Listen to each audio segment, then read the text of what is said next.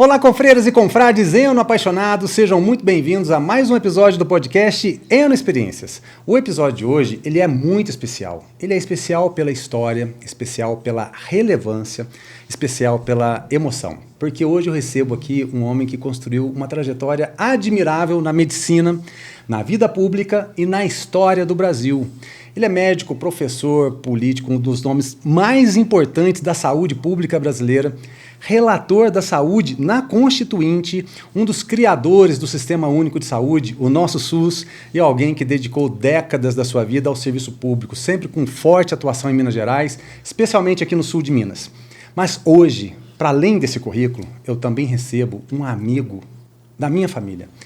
Uma pessoa que esteve presente em um momento profundamente delicado da nossa vida e que jamais será esquecido por isso. Dr. Carlos Mosconi, seja muito bem-vindo ao podcast Eno Experiências, meu amigo. Obrigado. Prazer muito grande estar aqui com você, Fábio, meu amigo Fábio Gregório, amigo da família, como você está dizendo, amigo da sua família toda. Satisfação muito grande estar aqui. O Rodrigo está lá, o andradense. E o pessoal está aí. Eu estou aqui com muita disposição e com muita alegria para poder conversar com você. Meu querido amigo, é uma honra enorme te receber, porque a gente tem uma história realmente antiga, mas toda vez que a gente fala de Carlos Mosconi, para nós é muito importante contar a história também, porque tem muita oportunidade de futuro para acontecer. Agora tem aí um legado que está sendo construído, que já foi construído, está sendo utilizado e ainda tem potencial para evoluir. Doutor, aqui no Eno Experiências, a gente tem 4 pilares.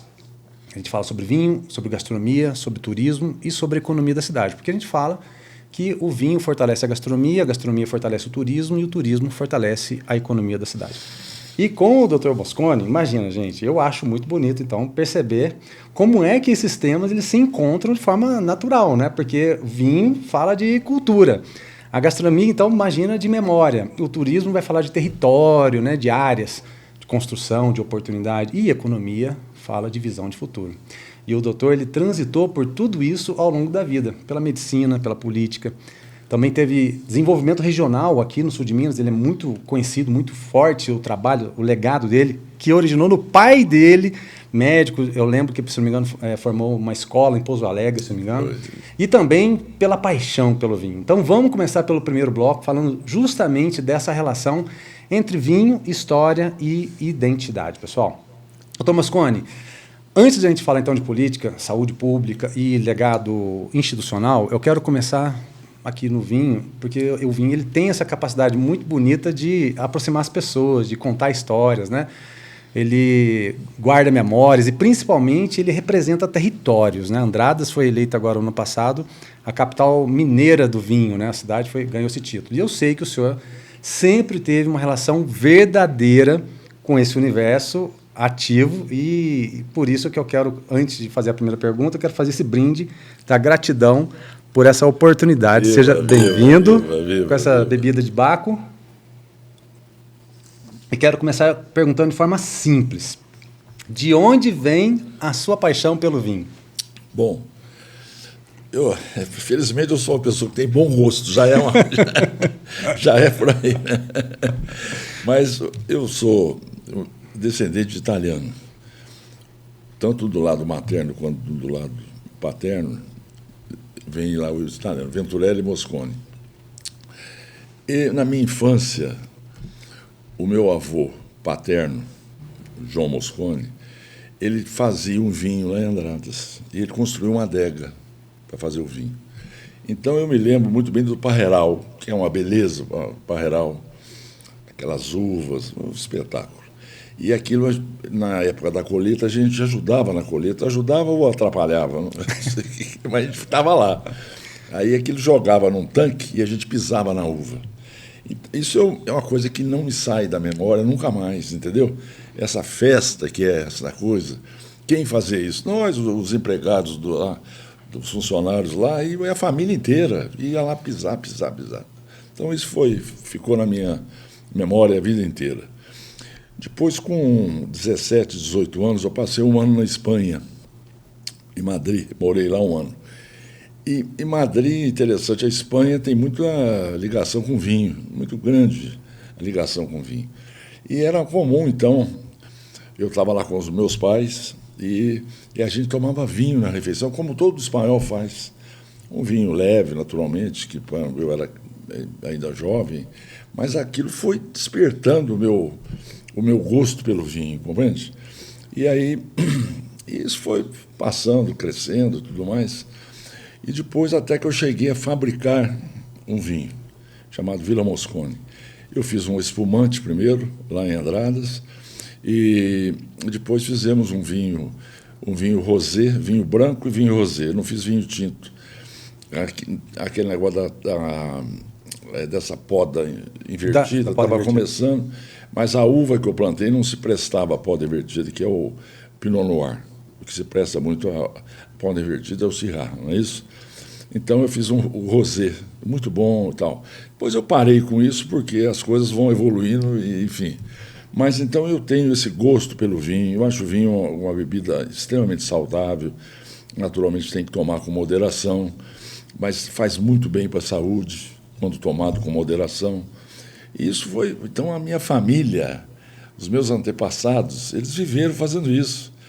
Esse meu avô, tinha o meu avô Edmundo Venturelli, que tomava vinho em toda a refeição. Ele era médico, um homem muito ponderado, muito cuidadoso, muito culto. Tomava uma taça de vinho no almoço e no jantar. O meu avô, João Mosconi, fazia isso também. E, naquele tempo, não tinha refrigerante, igual tem Coca-Cola, tem Guaraná, não tinha nada disso. Então, ele tomava o vinho dele, comia tomate, eu aprendi a comer tomate, eu sou um grande comedor de tomate, gosto demais. Ele comia o tomate sem sal, porque tinha pressão muito alta. Olha isso. Você vê como são as coisas. Eu aprendi a comer tomate sem sal. Só por causa disso. Até hoje eu como sem sal. Ah, que bacana, que legal. E o vinho, eu não podia tomar vinho, porque eu era criança, menino. Aí ele fazia um refresco do vinho, que era um vinho com água e açúcar, entendeu? Então aquilo ficava gostosinho, ficava bom, mas eu fui adquirindo esse paladar do vinho. Então isso eu conservo a vida inteira com muito gosto. Olha que história muito bacana. Você é uma família de origem italiana que cresceu com esses valores fortes, né, de tradição, de cultura, sempre teve ligado a essa história, né, tá presente aí no ambiente da família, mostra também esse momento de admiração que se transformou no desejo de produzir vinho, culminando no projeto da Villa Mosconi, lá em Andradas. Quando o senhor decidiu investir na vinícola, qual era o sonho por trás daquele projeto? Era um sonho comercial, cultural, familiar, ou tudo isso junto? É tudo isso junto. Tudo tem o seu tempo, isso faz... Naturalmente, já faz muito tempo, há mais de 20 anos que eu fiz isso. Eu falei, vou fazer o vinho branco ou espumante, porque eu fiquei na minha cabeça que o Brasil é um lugar muito bom para produzir espumante. E isso está confirmado hoje, não é verdade? Os espumantes brasileiros são nota 10. Sim. E eu comecei a fazer isso, plantei a uva Chardonnay lá em Andradas, e depois plantei a Pinot Noir, porque a Pinot Noir vai no espumante. E deu certo. O espumante de muito boa qualidade. Ganhamos vários prêmios aí no Brasil. Mas eu tive um problema, Fábio, que a Chardonnay que eu plantei, que era uma uva de muito boa qualidade, que produzimos lá, mas tinha uma baixa produtividade. Aí muda daqui, vai buscar não sei aonde, vai pegar não sei aonde. E a Chardonnay nunca eu consegui uma produtividade razoável, pelo menos, entendeu? Em qualidade, sim, muito boa qualidade, mas a quantidade muito pequena. Aí foi indo daqui, foi indo ali, aí plantamos a Riesling. Isso foi uma coisa que nós inventamos, porque o champanhe francês é um vinho encorpadão, vinho tem muita personalidade, é isso mesmo. Eu achava que o espumante brasileiro devia ser mais leve, devia ser por causa do nosso clima, por causa, enfim, das coisas do Brasil. Então eu resolvi colocar o Riesling no meu espumante. O pessoal da enologia fala, esse negócio não vai dar certo. Mas deu certo, entendeu? E o Murilo Regina, que me ajudou muito nessa fase aí, ele até foi bem compreensivo nisso, e nós fizemos um espumante diferente Diferente, leve, leve, leve, muito bom. Mas sempre com essa coisa da Chardonnay, com a produção baixa. E aí fizemos a Pinot Noir. Como a Pinot Noir deu certo, aí eu resolvi fazer o Pinot Noir Rosé. Porque o Pinot Noir, se eu fosse fazer tinto, eu ia ter problema por causa da chuva. Porque eu tinha que colher lá dezembro, janeiro, aí muita chuva, não dá certo. Por isso que o vinho brasileiro, se não fizer com poda invertida, o vinho tinto não vai bem, entende? Aí foi uma experiência muito interessante, que durou um bom tempo, mas chegou num determinado momento, porque essa área, essa terra que eu plantei a uva, é lá dentro da cidade, compreende? E aquilo é familiar. Então eu falei, bom, até onde que eu vou levar a minha família nessa minha aventura? Eu não vou poder, não tive pressão nenhuma para mudar isso. Sim. Mas eu mesmo resolvi, falar, vamos fazer uma coisa mais justa aqui com a família, porque é uma terra muito loteável dentro da cidade. E é o que está acontecendo hoje, já está loteado, já vendeu um tanto de terreno, a área é boa, grande. Então eu parei com a produção, mas eu não digo que foi definitivamente ainda. Eu talvez possa, daqui a pouco, fazer isso noutra área. Agora, mas tem um detalhe que a gente precisa ver. Os impostos no Brasil, né, para essa área, todo o imposto do Brasil é ruim para todo lado, mas para vinicultura, vitivinicultura, é quase proibitivo, de tão grande que é. Você vai falar, mas tem algumas produções boas no Brasil, mesmo aqui perto, a Casa Geraldo, por exemplo, produz muito, o Campino, etc. Você tem uma produção de grande escala, e pode ser um vinho que não seja de grande qualidade. A Casa Geraldo tem bons vinhos hoje, tem bons vinhos, mas o vinho forte dele é o Campino, que produz demais. Então, aí você tem uma produção de escala, vai. Ou então você tem que ter um receptivo, tem um restaurante, uma vinícola e um restaurante. Você poder produzir ali e agir ali nessa região. O que não é mais o meu caso, entendeu? Eu não tenho mais condição de fazer isso. Mas então agora a gente vai pensar como fazer, de que maneira fazer.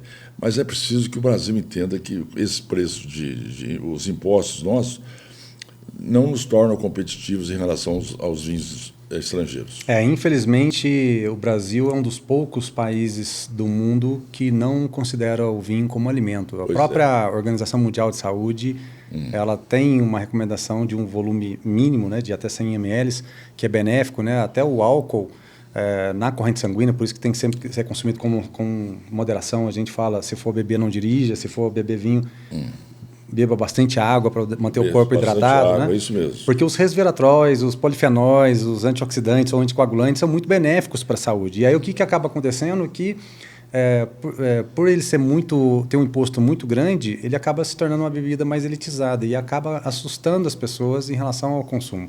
Em Minas, a cachaça, porque é um patrimônio de Minas, ela é considerada como um alimento. Os impostos Você lá para baixo. Demorou para a água aqui ser considerada alimento. Nem isso também não era. Entendeu? Olha isso. Quer dizer, o Brasil precisa entender essas coisas. Exatamente. O vinho, aqui na nossa região, você vê Pinhal, por exemplo, se destacou muito agora. Mas eles têm vinícolas, uma só é grande, uma grande vinícola, tinha um grupo empresarial de São Paulo muito forte, tudo bem. As outras são pequenas, e dentro desse esquema que eu estou te falando, tem uma vinícola, um restaurante, um receptivo, a pessoa vai lá, passa algumas horas, compra o vinho e leva embora. E almoça e tudo mais. É diferente. Então, a renda da pessoa não é só o vinho, é também a estrutura que ela... toda a hospitalidade que está envolvida ali. A Vila Moscone, ela nasceu no momento, igual o senhor estava falando, em que a vitivinicultura mineira ela ainda estava enfrentando muitos desafios. Né? E aí sim, esse trabalho do Murilo, querido amigo nosso da Ipamig, na época ele trabalhava na Ipamig, fez realmente estar desencadeando aí essa possibilidade dos nossos vinhos serem reconhecidos internacionalmente, no mundo todo, ganhando pontos e tal. E eu acredito que isso realmente encantava esse processo experimentar, né? do plantar, do ver a uva virar vinho mesmo.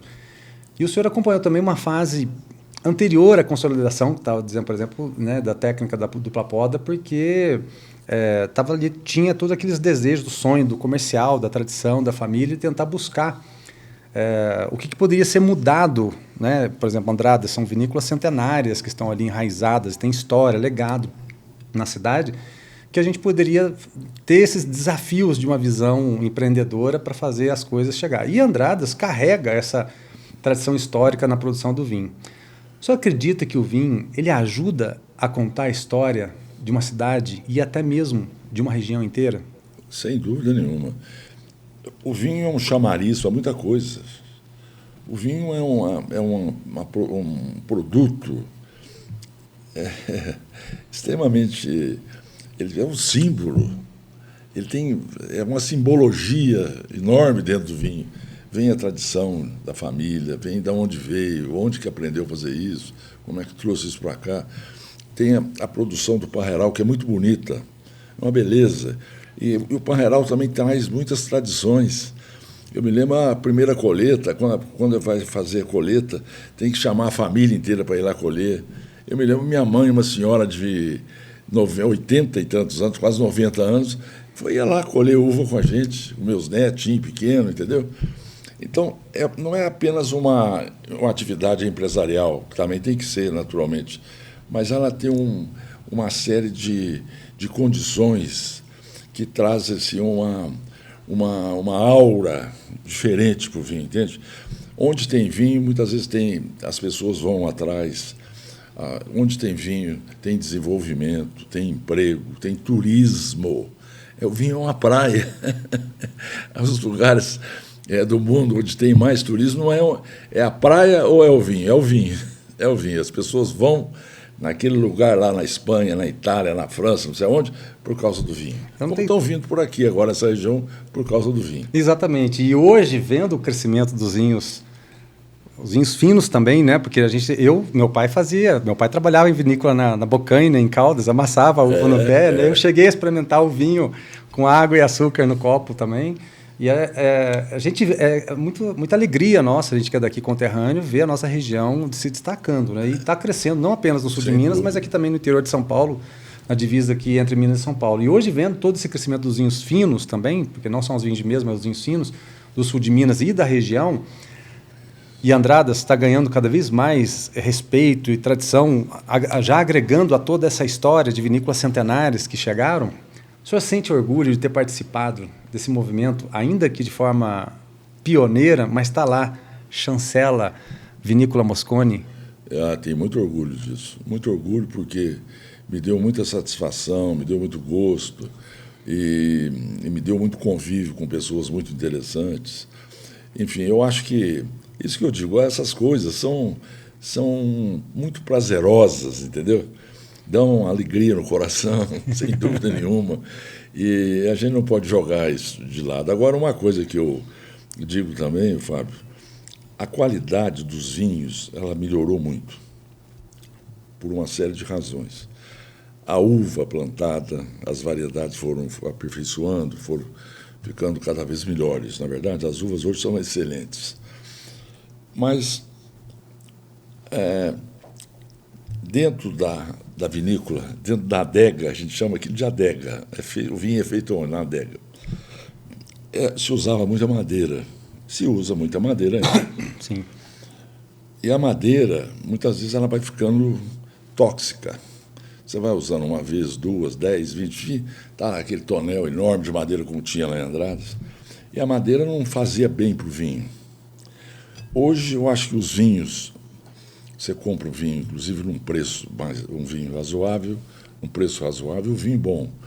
Por que mudou assim? Eu penso que o inox fez uma diferença enorme, entendeu? Hoje, naturalmente, você tem vinho madeirado, sim, o carvalho de 1 ano, de 2 anos, beleza. Mas não tem mais aquele de 20 anos, felizmente. Hoje você passa para o inox, tem o inox. E o inox, no meu modo de entender, ele levantou a qualidade do vinho, compreende? Acho que é um fato que a gente tem que avaliar. Faz uma inércia na produção e deixa a madeira só para o envelhecimento realmente do vinho. É isso. Tá vendo, minhas confreiras, meus confrades? O vinho tem isso de especial. Ele não é apenas uma bebida, ele é memória líquida. Ele carrega terra, tempo, família e visão de futuro dentro de cada garrafa. E eu quero saber de você que está nos assistindo aí agora, tá bom?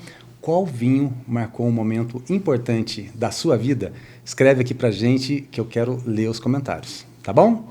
Pessoal, agora eu quero também falar de identidade, quero falar sobre um parceiro nosso que valoriza exatamente isso: origem, elegância e autenticidade. A Quinta do Ribeiro Santo, lá no Dão, em Portugal, produz vinhos que expressam terroir com muita precisão e personalidade.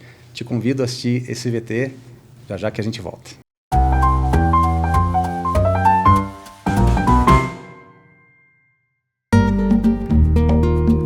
No coração do Dão, em Oliveira do Conde, a Quinta do Ribeiro Santo é uma referência do Dão moderno. Respeito pelo terroir e com uma leitura contemporânea da região.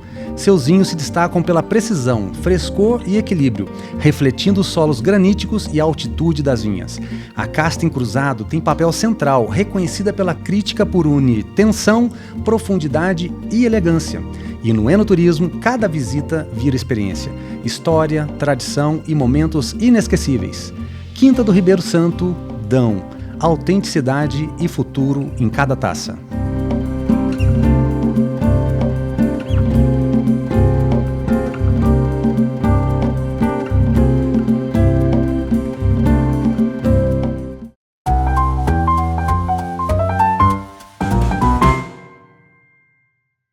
E voltamos. Amigos, quando o vinho encontra a história, ele naturalmente encontra a mesa. E a mesa é um dos lugares mais poderosos da nossa vida, concorda comigo? Porque é onde a gente partilha afeto, tradição e cultura. É onde a família se aproxima, onde todo mundo se entrega.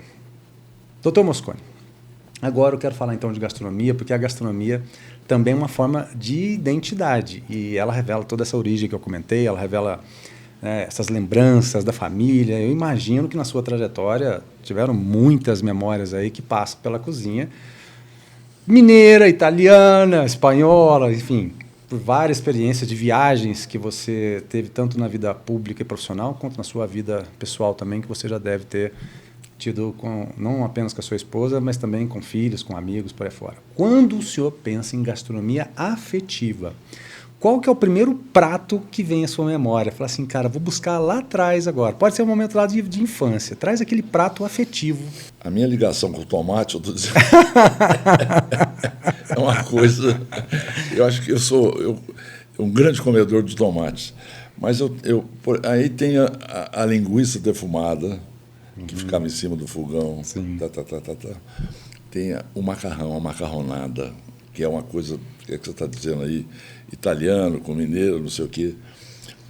O tutu de feijão, que aí esse é mineiro mesmo, e é muito bom. Então, essas coisas todas, a feijoada eu acho uma coisa maravilhosa, o prato brasileiro fantástico, extremamente saboroso e tudo mais. Então, eu aprecio muito a gastronomia, a boa gastronomia, a comida feita muitas vezes com simplicidade, mas com muito gosto, com muita competência, não é? O sabor é maravilhoso. E agora, nesse momento que nós estamos falando de gastronomia, a gente não pode deixar de lembrar com saudade do nosso amigo Araújo. Nossa. Eu quero aqui manifestar o meu pesar pela passagem dele, porque o restaurante do Araújo, o Araújo em si, é uma figura... Você tem que ligar a gastronomia da cidade a ele, não tem como não. Eu digo assim que ele era uma espécie de campeão da gastronomia e da hospitalidade. Porque não é comum você ver num restaurante, durante tanto tempo, durante tantas décadas, o proprietário do restaurante ficar sentado na entrada do restaurante, com um sorriso nos lábios e com um abraço para receber as pessoas que ele fosse. É uma raridade, né? Então, evidentemente, que ele vai fazer muita falta. Ele deixou um nome aí que isso é perene. Mas, então, eu quero dizer para você que eu aprecio muito bem uma boa gastronomia. Dou muito valor para essas coisas. E para essas coisas também regionais, o frango caipira nosso é muito bom, a carne de porco nossa é maravilhosa. Então, essas coisas a gente tem que tem que valorizar. Cada vez mais, né? Valorizar, porque são coisas boas e, quando feitas com qualidade, são excepcionais.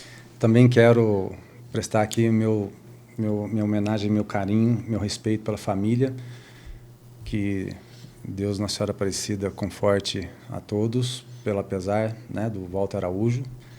Nós tínhamos combinado, ele tinha respondido pelo WhatsApp para mim, nós íamos gravar um episódio com ele, se não me engano, acho que foi em novembro do ano passado, de 2025, quando, na semana, que eu sempre mando uma mensagem, né, para o meu entrevistado, e aí, meu amigo, quinta-feira agora, eu recebi a notícia que ele tinha sido internado. E realmente é um pesar, porque é uma perda muito grande. Um restaurante com 70 anos de tradição e que tem esse legado. Então, aí os nossos sentimentos a toda a família e que Walter Araújo seja recebido com o braço direito lá por Jesus e seja muito bem acolhido, porque a história dele foi linda. Meu querido, a cultura italiana, ela está tão presente na sua família, né? Porque e também em Andradas, tá? Porque ali tem muitas famílias, né, de ascendência italiana. Porque eu não tenho dúvida que isso também influenciou o paladar, não só apenas de Andradas, mas de toda a região, e da forma de se relacionar na mesa, né, em relação a todas essas culturas, tal, né? Você acredita que possa existir um prato, né, hoje? Por que eu estou falando isso? Porque quando a gente vai falar, por exemplo, de São Paulo, se você falar assim, onde está a maior colônia de japoneses do mundo, fora do Japão? Está em São Paulo.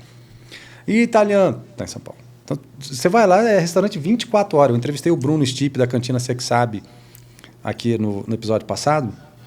Ele é presidente da FIC, da Federação Italiana de Chefe de Cozinha no Brasil. Ele representa a gastronomia italiana no Brasil. Ele é o presidente dessa associação, dessa federação, junto com o Ravioli, também lá de São Paulo.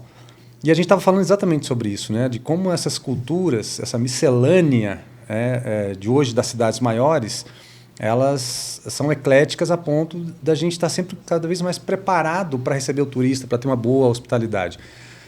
Por exemplo, Poços de Caldas tem, pelo IBGE, 170 mil habitantes. Eu acho que já passou dos 200 mil, mas pelo IBGE são 170 mil habitantes. Andradas, mesma coisa. É uma cidade de pequena, médio porte. Eu acho que ela tem mais do que o IBGE está lá.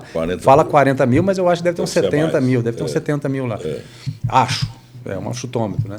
Agora, você acha que exista algum prato para o senhor que represente de forma clara a união entre essa tradição familiar e essa celebração contemporânea dessa modernidade?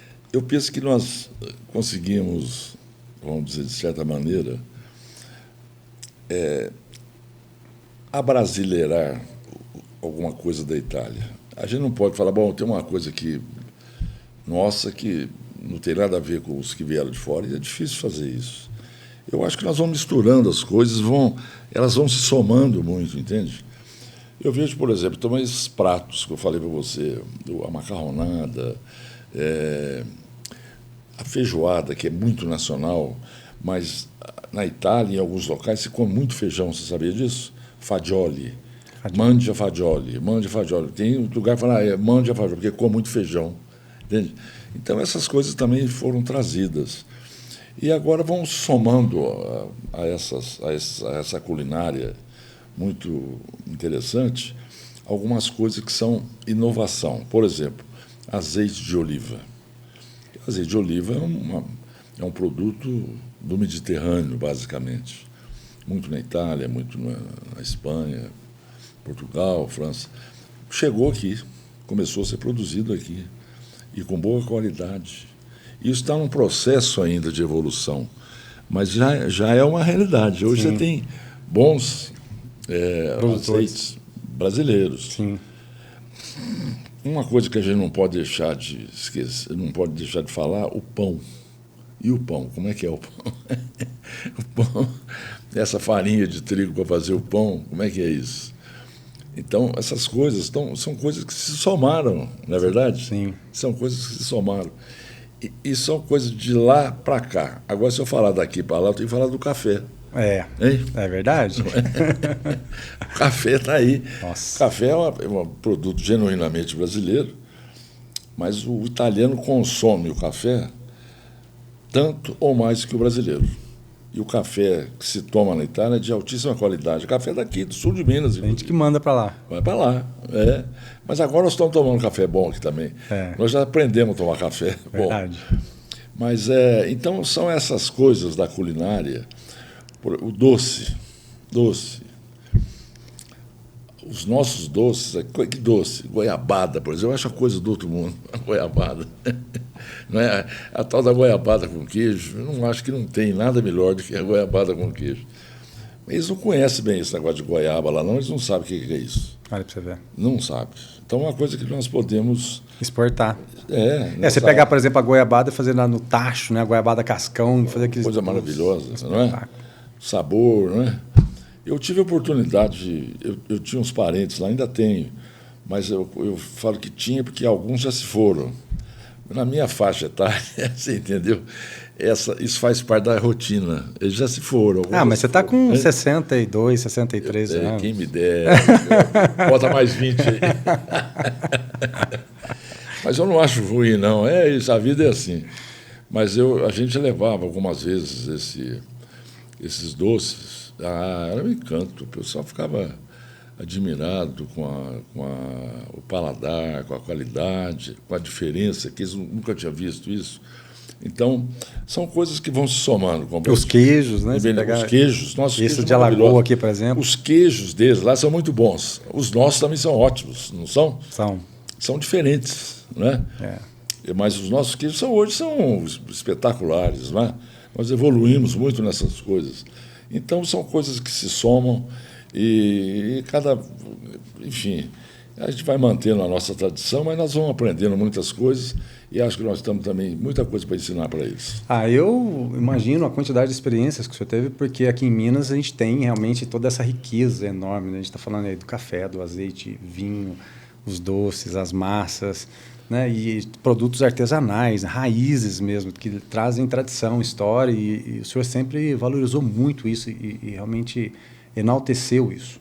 O senhor acredita que a gastronomia ela seja realmente essa ferramenta real de desenvolvimento regional, não apenas como um complemento do turismo, porque ele é um fator de decisão.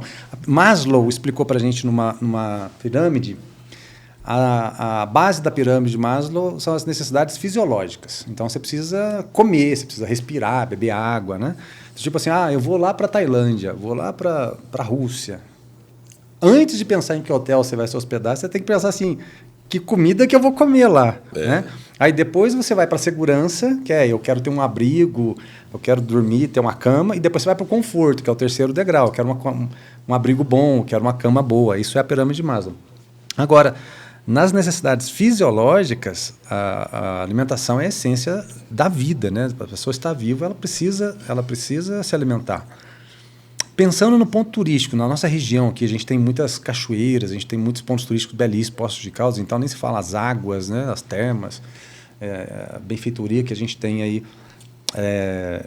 para a saúde, não apenas física, mas mental dos turistas, narrada aí já há décadas, né? Há mais de um século, inclusive. Você acha, então, que a gastronomia ela tem esse poder de transformação para o turismo? Eu acho fundamental. A gastronomia é um atrativo gigantesco para o turismo. A enogastronomia, então, nem se fala, entende? A pessoa vai viajar para lá, vai para cá, tudo bem, mas em algum momento ele vai ter que comer alguma coisa. Exato. Não é verdade? E ele, como você falou, ele falou, mas o que será que eu vou comer lá naquele lugar? Então, além de ser uma necessidade fisiológica, acaba sendo uma necessidade prazerosa. Você exerce o prazer ou não. Eu vou comer uma boa comida ou não vou comer uma boa comida. De preferência, todo mundo quer comer uma boa comida, não é isso? E acho que nós temos aqui, isso já está sendo mostrado, né, de certa maneira, uma qualidade gastronômica excelente. Porque aí nós estamos juntando duas cozinhas de grande qualidade, a mineira e a italiana. Então, eu vejo aí a profusão de restaurantes aparecendo. E não precisa ser nada sofisticado, não. Pode ser muito simples. Só tem que ser boa, né? Comida boa, é isso aí. O atrativo é a comida. É boa, pronto, não é? Agora facilitou mais esse negócio de comida self-service, e tem ótimos também, comida muito boa, e à la carte, enfim, tem uma variedade gigantesca. Eu acho, nós somos um país pródigo nessa multivariedade de coisas, entende? Aqui nós podemos ter de tudo praticamente, e nós temos de tudo. A comida, de maneira geral, maravilhosa, tudo bem. E nós temos as frutas, que são maravilhosas, maravilhosas. E agora nós temos o vinho, nós temos o azeite, nós temos o café. Enfim, eu penso assim, porque voltando para trás um pouco, as pessoas, o turismo já era desenvolvido aqui em Poços porque a cidade tem muito atrativo. A cidade é um atrativo. Começa pelo nome, o nome é muito simpático, né? Poços de Caldas, olha que nome, muito bonito. Que felicidade, quem inventou isso, que beleza, não? Que inspiração, não é mesmo? Sim. E eu sei porque quando eu vivia fora daqui, Belo Horizonte, Brasília, etc., Poços de Caldas, o povo... Todo mundo, né? Deus, que coisa. E é isso mesmo. E agora você soma isso tudo com essas condições que nós temos aqui, enfim, para o turismo, propriamente, o turismo melhor explorado. Porque eu estava dizendo antes, as pessoas vinham, passeavam, né, e iam comer no Araújo, e ainda é um atrativo turístico, não é verdade? Sim, sim. Hoje tem muitos outros restaurantes, mas o Araújo foi que puxou a fila. Então, eu vejo o potencial da cidade nesses aspectos de turismo, isso vale para a região inteira. Tem esse negócio da região vulcânica, que agora está sendo explorado. Mas em alguns lugares do mundo, esse negócio de região vulcânica, você fala, opa, que coisa fantástica isso. Aqui também. Nós somos, com toda a legitimidade, uma região vulcânica. O nosso terreno aqui tem qualidades que só aqui tem, porque somos uma região vulcânica. Então, isso começou a ser explorado agora com mais intensidade e com grande benefício para a região. Por quê? Porque isso vai gerar emprego, vai gerar renda, vai gerar uma boa qualidade de vida. Uma coisa que nós temos que valorizar muito aqui em Poços, Fábio, e eu valorizo muito, é a condição de vida que você tem aqui, que você pode ter aqui. Você tem condições de ter uma vida muito agradável, sobre muitos aspectos. Você vê o negócio do trânsito, mas as ruas são largas. Difícil achar uma cidade com as ruas, com as nossas aqui.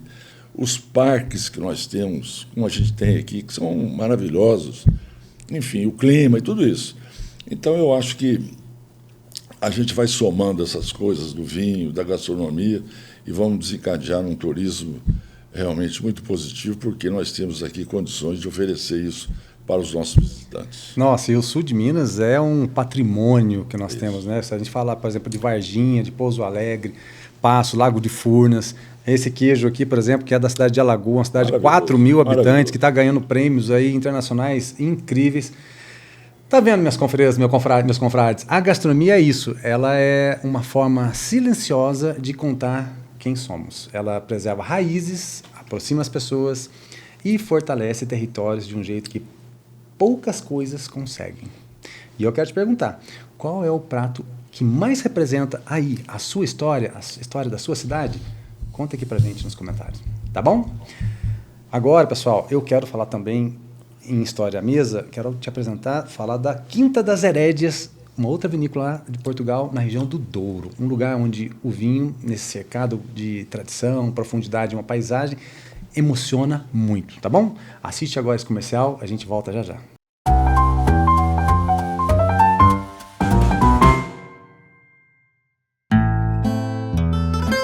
No Douro, em Taboaço, a Quinta das Herédias é um lugar onde a história se mede em séculos, com raízes ligadas ao Mosteiro de São Pedro das Águias, um marco do legado cisterciense que vigia estas encostas.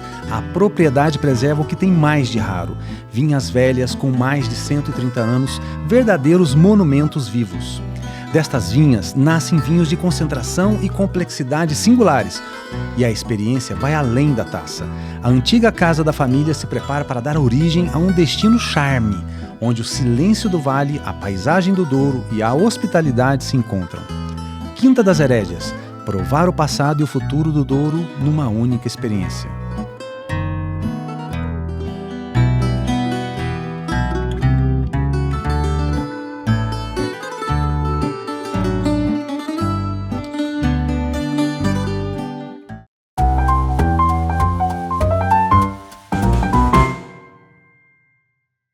E voltamos. E aí, pessoal, estava aqui nos bastidores conversando com o Mosconi, falando desse queijo aqui. Que queijo gostoso, hein, Fábio? Que delícia. Isso é Minas. Minas adora fazer produtos de altíssima qualidade, mas adora ter uma boa prosa e receber bem.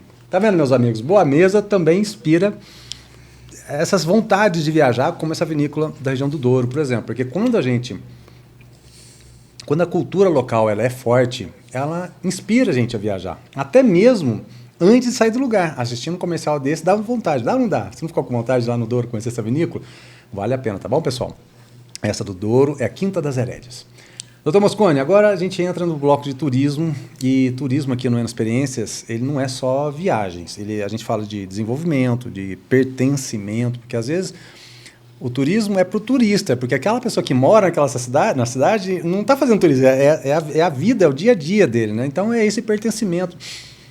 E a gente sempre quer trabalhar isso como comportamento do cidadão, né? Para ele destravar, desbloquear o que o mineiro já sabe fazer muito bem feito, é esse sentimento de hospitalidade, de receber bem, né? E ter uma capacidade, né, para toda a região de se apresentar ao mundo de verdade, né? De acolher não apenas o turista do Rio de Janeiro, de São Paulo, de Campinas, mas do mundo inteiro. Pô, vai vir gente da Rússia, do Japão, dos Estados Unidos, não importa. É a gente virar e falar assim, ó, eu tenho orgulho de ser mineiro, eu tenho orgulho de ser daqui. Então, isso é muito legal. E o senhor conhece profundamente o sul de Minas, conhece Andradas, Poços, o Brasil fora, e conhece também o potencial que tem todas essas cidades. O senhor sempre teve uma ligação muito forte, né, aí com o sul de Minas, Andradas, seu pai foi prefeito lá, e também aqui em Poços. E o que essas duas cidades, vamos falar de Andradas e Poços de Caldas, elas representam na sua vida? Representa muito, demais. Porque eu sou de Andradas, eu falo que eu sou de Andradas, mas eu nasci em São Paulo, entendeu? Mas de onde você é? Eu sou de Andradas. Porque eu nasci em São Paulo, meu pai fazia residência médica, casado com a minha mãe, e eu nasci lá, mas aí em seguida vim para Andradas, e a minha vida toda está ligada lá com a cidade, enfim. E Poços de Caldas eu escolhi para morar. Então, Andradas foi esse fato familiar, e que para mim foi muito bom. E eu vivi ali minha infância, passei ali alguns anos, e depois a minha família morreu. Meu pai morreu muito cedo, morreu com 51 anos de idade, eu morava em Pouso Alegre, a gente foi morar em Pouso Alegre. Depois de ele ter sido deputado uma vez, depois foi morar em Pouso Alegre. Que também é uma cidade que eu prezo bastante. Mas a ligação nossa, umbilical, fortíssima, raiz, é Andradas. É isso. Então, até hoje eu tenho as ligações lá, tenho familiares, tenho amigos, enfim. E Poços de Caldas eu escolhi para morar, porque é interessante. Quando eu terminei minha residência médica, eu fui fazer urologia lá no Hospital das Clínicas de São Paulo, que não era fácil de conseguir isso. Tinha que fazer exame, tinha que fazer... Enfim, era uma luta. Eu consegui, parte. Fiz a minha residência médica lá. E aí, quando você termina uma residência nessa condição, você tem vários convites. Oh, vai para lá, vai para cá, não sei o que lá, não sei o que lá. Eu recebi um convite para vir para cá. O meu caminho natural não seria aqui, seria outro lugar. Mas aí eu avaliei com a minha esposa, com a Maria Lúcia, e a gente veio aqui e andou, e falou, é aqui que nós vamos morar. E escolhemos aqui. E Deus nos ajudou, tenho que agradecer muito. Foi uma escolha muito feliz, porque aqui nós tivemos uma vida muito boa, muito positiva. Aqui, 2 filhos meus nasceram aqui, eu já vim com 2 já nascidos antes, mas aqui nós criamos a nossa família, aqui nós fizemos a nossa relação, eu fiz a minha relação profissional, médico, eu comecei a trabalhar aqui, enfim, a relação social com a cidade, o melhor possível. E aqui também eu dei os meus primeiros passos na política, e as coisas caminharam e andaram. E isso também eu tenho que levar Andradas junto, porque também contribuiu demais, assim como a região. Enfim, então foi muito bom. E eu estou aqui até hoje. Eu, a minha esposa, meus filhos, todos moram aqui. Alguns trabalham lá, trabalham cá, mas moram aqui. E meus netos estão ali. Então, eu valorizo muito a cidade, entendeu? valorizo muito a condição que a cidade oferece para ele poder ter uma vida razoável aqui. Então, tem o dia a dia da cidade, para quem mora aqui, como você falou, o turista chega diferente. Ele vai para um hotel, vai para um restaurante, vai passear, vai ver as coisas boas que a cidade oferece. E oferece muitas coisas boas. E nós que vivemos o dia a dia, nós acordamos aqui segunda, terça, quarta, quinta, e aí, como é que é? E a vida não é ruim aqui. Aqui tem boas condições, tem boas condições. Não, mas vamos fazer o seguinte, então. Se o senhor tivesse que convidar alguém de fora, imagina a quantidade de amigos que você está indo pelo Brasil e pelo mundo, para conhecer o melhor da nossa região, o que não pode faltar nesse roteiro aí? Águas sulfurosas. Águas sulfurosas, né? Não pode faltar. Porque isso é uma raridade. E onde que tem isso? Aqui tem. Onde mais que tem? Vamos lá ver. Aqui tem. Então, esta é uma riqueza incomensurável da nossa cidade, que eu acho que ainda pode ser muito mais explorada sobre todos os aspectos, entendeu? Inclusive sobre o aspecto da saúde, sobre o aspecto médico, sobre o aspecto do prazer, sobre o aspecto do descanso, sobre todos os aspectos. Eu acho que ainda nós, apesar de nós tivemos grandes pessoas que entendiam muito do assunto, o Dr. Benedito Mourão, por exemplo, foi um gigante nisso aí. Mas eu acho que ainda falta a gente pegar esse tema e destrinchar esse tema para valer, entendeu? Porque isso é uma riqueza. Você tomar um banho de água mineral lá, uma coisa de água sulfurosa, é uma coisa maravilhosa, entende? Nós temos que multiplicar isso muito mais, porque isso é uma coisa que você fala, bom, eu vou lá não sei para onde, lá eu vou botar esse negócio. Lá você não vai botar. Aqui já está aqui. Nasce aqui, entendeu como é que é? Brota no solo. Brota. Então, é uma coisa que já aproveitamos, sem dúvida, as pessoas vão e tal. Mas esta grande riqueza da cidade, a gente não pode deixar passar, porque isso tem um valor extraordinário.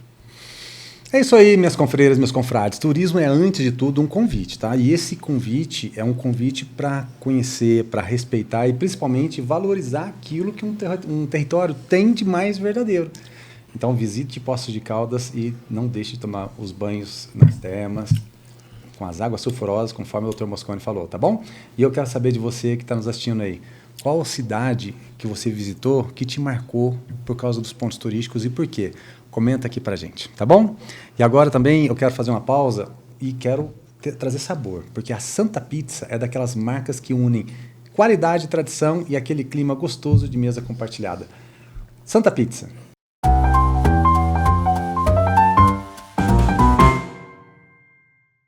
Na Santa Pizza, tudo começa com massa fresca, forno quente e capricho em cada detalhe. O sabor chega quentinho na sua casa e cada pedaço fala por si. Peça agora pelo WhatsApp ou pelo app e descubra por que todo mundo ama a Santa Pizza.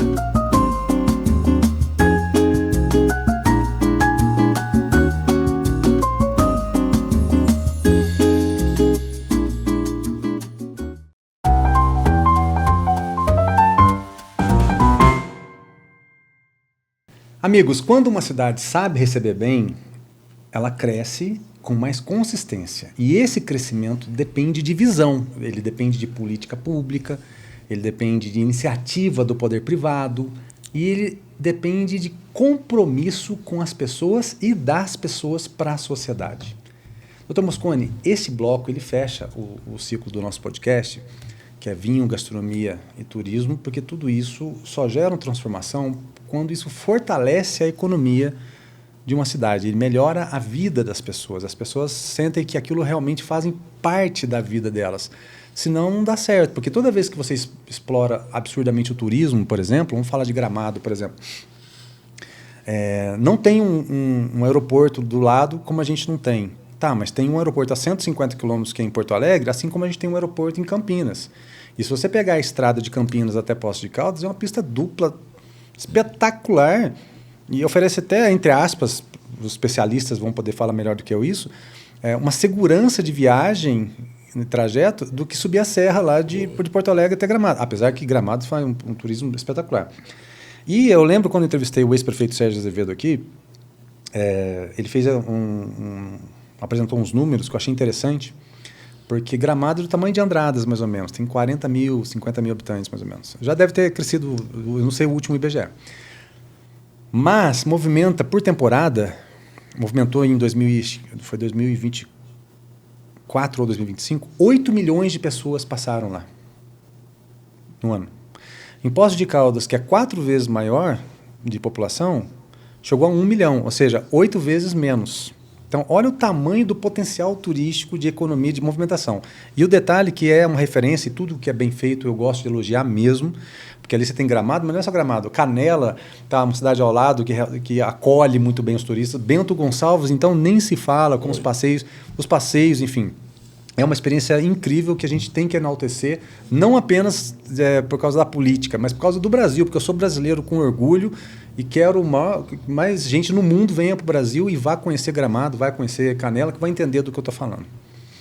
E aqui na nossa região, inevitavelmente, a gente chega em algo que também define a sua trajetória, né? Porque é a capacidade de pensar políticas públicas estruturantes, né?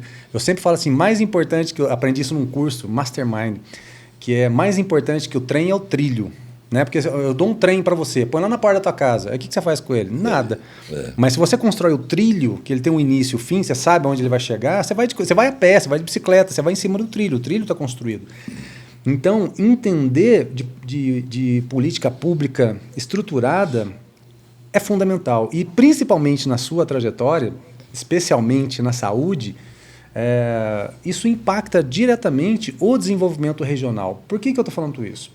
O senhor participou da construção de uma das maiores políticas públicas da história do Brasil. O SUS. Acho que o Canadá, se eu não me engano, tem algo parecido com isso. Se eu não me engano, tá? Eu não tenho certeza não, mas acho que o Canadá tem. Eu já morei nos Estados Unidos, né? A dificuldade que as pessoas têm acesso a um serviço público, por exemplo, né? Quando você olha para trás, qual o sentimento que vem primeiro? Orgulho, alívio, porque o cenário que você tinha e hoje que você está vendo, ou um senso de missão cumprida? Bom,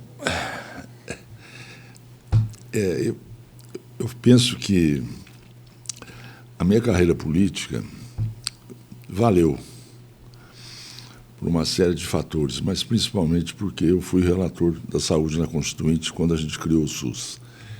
Isso aí justificou a minha carreira política. Nós não tínhamos sistema de saúde no Brasil, não existia. Então a população carente ficava à mercê do quê? À mercê da filantropia, da benemerência, da cidade, do médico, do hospital, porque não tinha lei que protegesse. Você fala, eu não fui atendido, ele não pode, nem adiantava reclamar. Ninguém estava transgredindo lei nenhuma e não atendendo essa pessoa, entendeu? Então, nós tínhamos milhões de pessoas nessa situação. Então, o SUS foi feito para resolver esse problema da grande parte da população brasileira, de uma forma justa, de uma forma equânime, integral, gratuita. É isso aí que foi feito, PAFT. E hoje está funcionando no Brasil inteiro. Tem falhas? Claro que tem falhas. Vai ter amanhã? Vai. Mas ele precisa se ir aperfeiçoando e está aperfeiçoando. Por exemplo, um fator que mostra isso muito bem é a mortalidade materno-infantil. Antes do SUS, nós tínhamos uma mortalidade infantil de 100 crianças mortas por 1.000 nascidas vivas. Quer dizer, é um absurdo. Era demais. Hoje, com o advento do SUS, baixou para 10. Veja a diferença que foi. E a mortalidade materna também caiu lá para baixo. Hoje nós temos o pré-natal, o SUS tem prevenção, saúde preventiva, não é a doença que você vai cuidar. Você vai cuidar para não ter a doença. Você vai cuidar da prevenção. Cada posto de saúde que tem uns 40 aqui em Poços de Caldas, só para você ter ideia. Cuida disso, cuida da prevenção. Tem um pré-natal. A mulher grávida, nova, de mais idade, vai lá, e lá ela vai ser muito bem atendida. Então, as coisas vão sendo prevenidas. Então, isso valeu a minha carreira política. É, hoje eu estou fora da política, mas eu sinto muita falta da política. Eu gosto muito da política. Gosto mesmo. Eu gosto da política e gosto da medicina. Sinto falta das duas coisas. Imagino. Sinto falta das duas coisas. Doutor, deixa eu interromper. Desculpa, eu não queria interromper, mas eu quero que você volte na sua resposta. O que eu quero dizer para você é o seguinte, é porque naquela época, porque a gente está falando transição de gerações, você vai entender por que eu fiz a pausa. Hoje está vindo inteligência artificial, tecnologia cada vez mais avançada. Só que na época, durante a Constituinte, houve muita resistência à criação do SUS. Era uma coisa que precisava realmente superar ali naquela transição, né, do não ter para o ter. Era um desafio gigantesco. E você foi um dos líderes ali, porque tinha que fazer o elo desses conflitos. E que hoje isso reflete que a sociedade brasileira talvez ainda não consiga compreender de fato o tamanho dessa conquista, porque isso não é ainda aplicado em muitos países do mundo, não tem essa estrutura. E a gente viveu aí a pandemia mostrou isso para a gente de forma muito clara, a importância do SUS, porque olha a quantidade de atendimento que teve de forma gratuita e que salvou muitas vidas, né? Que isso teve um sistema que permitiu. Na sua visão, aquele período, comparando, trazendo para hoje, para esse mundo tecnológico, e aí você continua na sua resposta, ajudou a corrigir as injustiças de percepção sobre o sistema, esse sistema que nós temos hoje? Então, eu digo para você que o SUS foi o maior programa de inclusão social do país. Eu vou falar do mundo, porque é absurdo. É isso, porque colocou pessoas que estavam numa espécie de indigência, colocou dentro do aspecto da cidadania. A pessoa passou a ter algum direito, porque o SUS diz lá na sua primeira frase, saúde é um direito de todos, é um direito de todos, e é um dever do Estado. Então, a pessoa tem o direito e o Estado tem o dever de cuidar desse direito. Isso aí mudou o panorama da saúde no Brasil. Bom, naquela época, realmente, as pessoas não acreditavam. Então, a gente foi fazendo o texto, tarará, tarará, vai daqui, vai dali, fomos fazendo, e quando ele ia crescendo, nós íamos ter uma resistência cada vez maior. Nós tivemos algumas entidades, enfim, de todo tipo, de toda ordem, que se sentiam prejudicadas com o crescimento do SUS. O SUS vai atrapalhar, então não vamos deixar ele nascer. Nós fomos quebrando isso. E houve uma compreensão dentro da Constituição que o Brasil precisava ter. O Brasil não podia continuar sendo um país desumano como era, cruel como era com a população, sem oferecer a ela nada. Não era possível isso. Isso foi não crescendo. E quando chegou na hora do vamos ver mesmo, vamos votar para aprovar, aí tinha o Centrão. O Centrão lá já existia, o Centrão. Aí nós conseguimos, o Centrão falou assim, não tem jeito de aprovar, porque vai ficar muito socializante, vai ficar muito... enfim, não vai estar de acordo com o que nós pensamos aqui. Aí nós conseguimos incluir uma frase que mudou tudo. Então, tinha todo lá o SUS, a sua estrutura, o seu formato e tudo mais, a sua abrangência, e aí, no fim, a gente fala, e o SUS pode contar com a saúde privada em termos complementares. Pronto. Aí, isso deu... E foi bom isso, é democrático.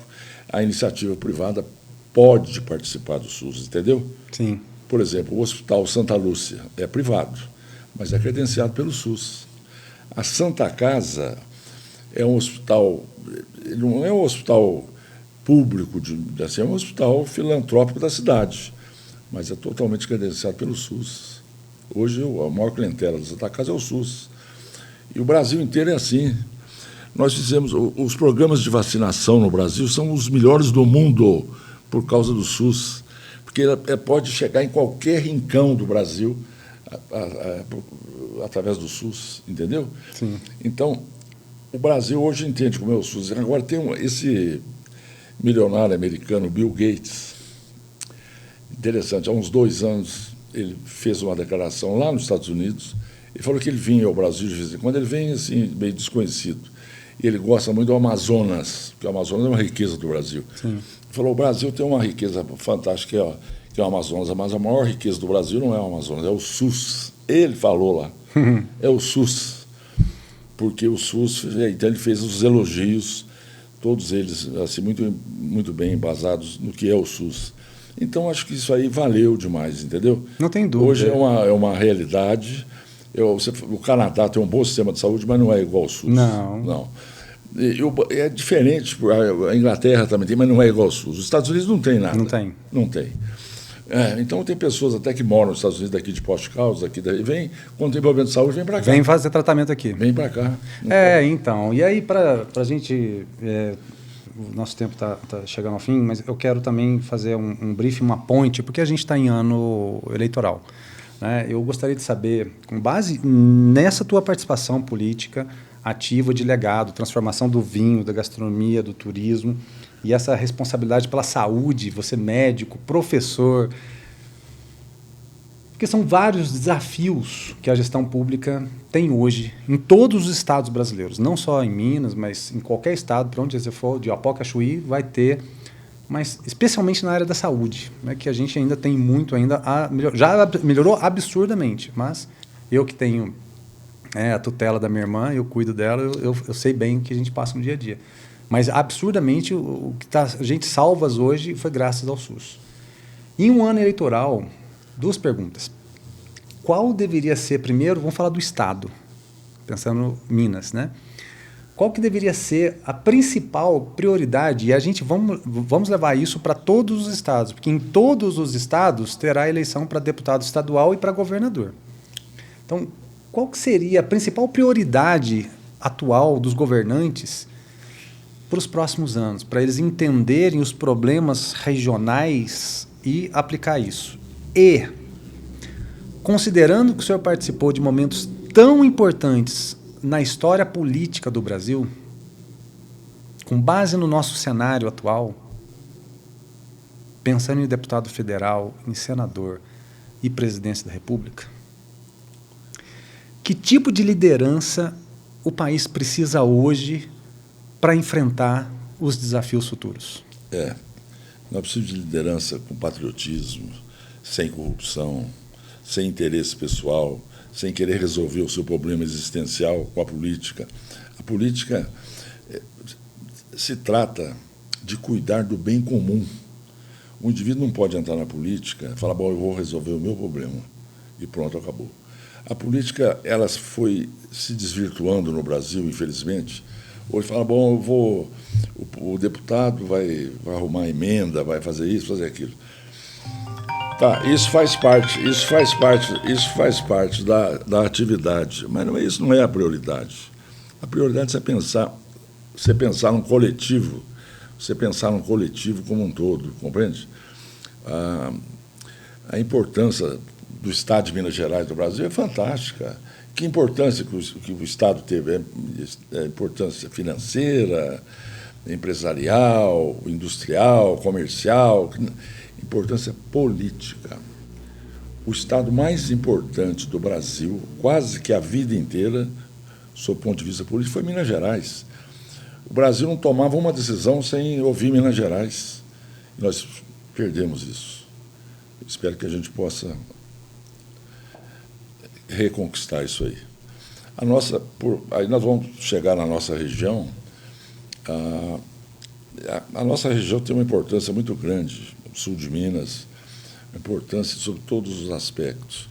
E nós aqui em Poços de Caldas, que somos a maior cidade do sul de Minas, nós não podemos ficar sem ter representação política. Meu Deus do céu, não é possível.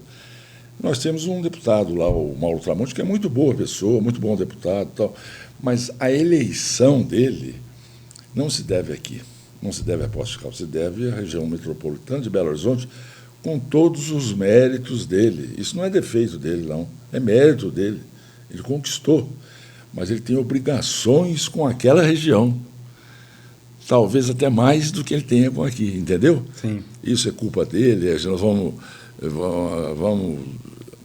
desmerecê-lo por isso de maneira alguma. Ele está lá, na vida dele, tudo bem.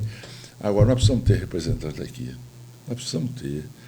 Aqui, essa região tem um papel importante. Agora vem esse negócio de terras raras aí, que a gente não sabe o que é, mas aqui tem.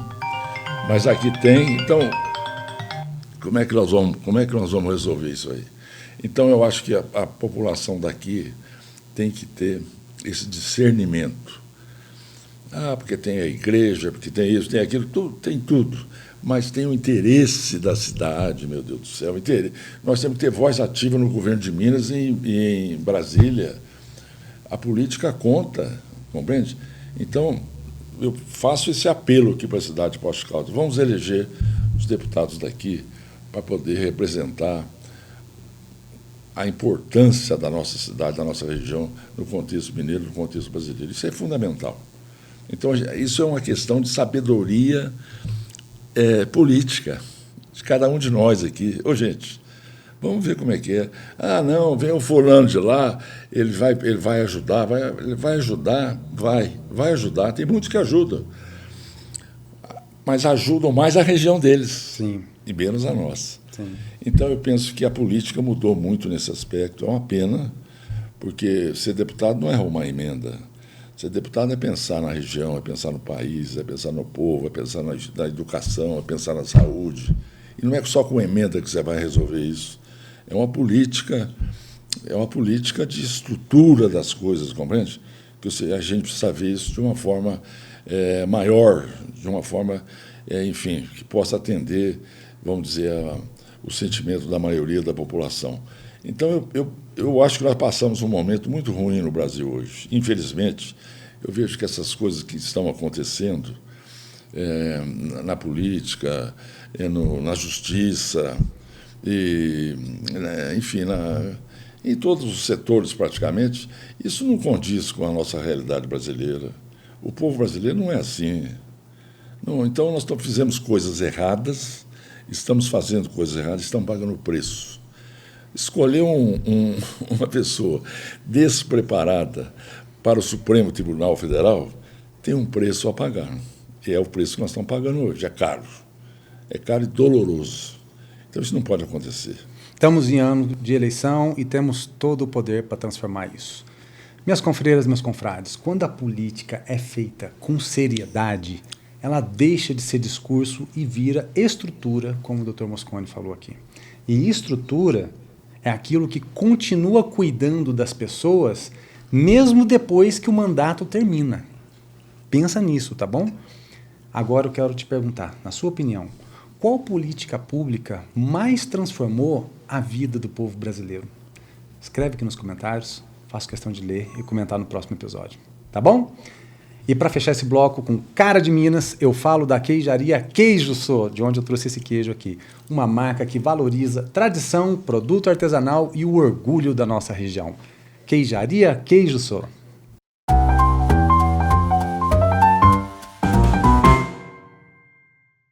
A Queijaria Queijo Sô vai muito além da venda de queijos. Aqui, cada peça carrega história, técnica e paixão. É um verdadeiro trabalho de curadoria, onde se transforma queijos frescos em joias maturadas, com alma e identidade mineira. Vem para Poços de Caldas e conheça a Queijaria Queijo Sô, um autêntico sabor mineiro direto da fonte.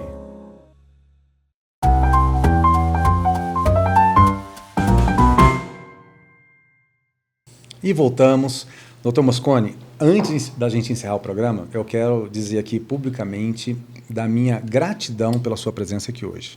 Esse episódio, para mim, é mais do que uma entrevista. Ele é uma oportunidade de reconhecer a importância da sua trajetória, da sua contribuição para o Brasil e também da sua presença na história da minha família. É muita gratidão que eu estou eternizando para você. Então, antes de finalizar, também quero deixar um abraço carinhoso para sua família, a sua esposa Maria Lúcia Mosconi. Quando eu era molequinho, a gente teve a oportunidade de ficar hospedado na casa deles lá em Brasília, aguentou eu, né, com os filhos dela. Nossa, que trabalheira que a gente dava lá. E também para os seus filhos e meus queridos amigos, Beto, Alcides, o Luiz e a Helena. O Luiz tem a mesma idade que eu, de 1976. E agora sim, eu quero deixar esse espaço final para o senhor.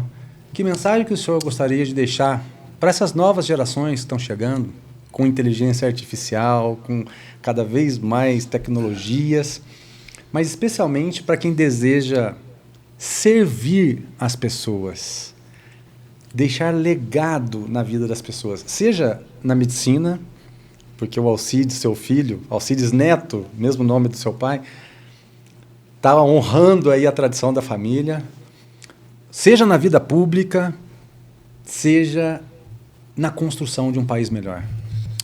A minha mensagem é uma mensagem de otimismo e de crença no Brasil. Eu acho que a juventude que está aí, esse povo novo que está aí, essa beleza, esse povo exuberante, inteligente, tem que se preparar bem para poder levar esse país adiante de uma maneira até diferente do que está sendo levado hoje. Então, a minha mensagem é sempre positiva. Eu acredito muito no Brasil. O Brasil não tem como não ir para frente. O Brasil tem todas as condições para ser o grande país que nós queremos que ele seja. E, se Deus quiser, vai ser. Eu já estou um pouco mais para lá, eu não vou ver isso, não. Mas eu fico esperançoso de saber que os que vêm abaixo vão ver, e vão fazer, e vão contribuir. Então, o papel de cada um é muito importante para que a gente possa alcançar o que nós queremos para o nosso país. Eu deixo aqui o meu abraço, fiquei emocionado com as suas palavras, e eu me lembro muito bem daquele tempo lá. Passou depressa, parece que foi outro dia, mas já passou faz tempo. Sim. Mas essas coisas a gente não esquece. E eu fico muito comovido com o seu reconhecimento. Então, deixo aqui o meu abraço para você, meu agradecimento e um abraço para todos os que nos viram nesse bate-papo aqui, muito agradável. Regado com um bom vinho e com um queijo também maravilhoso. Um abraço, muito obrigado. Tá vendo, minhas confrades, meus confrades, eno-apaixonados? Que episódio especial, porque hoje nós falamos de vinho, gastronomia, turismo, economia da cidade, falamos também de saúde pública, legado e compromisso com o bem comum. Se esse episódio fez sentido para você, curta, comenta, compartilhe também com os amigos e se inscreva aqui no nosso canal, tá bom? Siga também a Confraria Eno Experiência nas redes sociais e lembre-se sempre, viver é brindar com a alma. Até o próximo episódio, pessoal. Obrigado, Dr. Mosconi. Viva! Valeu! Viva, muito obrigado. Viva, viva.